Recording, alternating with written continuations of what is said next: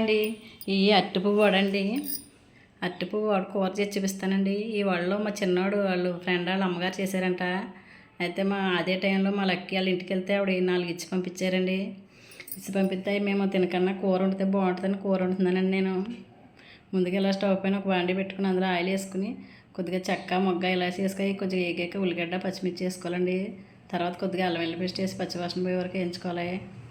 తర్వాత medium size 2 టమాటాలు కోసి వేసానండి నేను. అవి కూడా మెత్తగా వేగిపోయాక తర్వాత ఉప్పు కారం పసుపు ధనియాల పొడి జీలకర్ర పొడి వేసి వేయించుకోవాలి. ఈ అరటిపువ్వు వడ చాలా బాగుంటుందండి. కర్రీ కూడా బాగుంటుంది. ఇందులో కొంతమంది అయితే కొబ్బరి పాలు వేసి వండుతారండి. నేనైతే రైస్లోకి ఇలా బాగుంటుందని ఇలా వండుతున్నాను. ఇది రైస్లోకి ఎక్కువ బాగుంటుందండి. చూడండి, మనం ఇలా దగ్గరికి వచ్చాక కొద్దిగా ఇలా ఇప్పుడు పెట్టుకోవాలి. ఈ వడలో ముందు ఎడితే ఇడిపోతాయండి. నచ్చితే ఒకసారి మీరు కూడా ట్రై చేయండి. మా లక్కీ కిచెన్కి సపోర్ట్ చేయండి.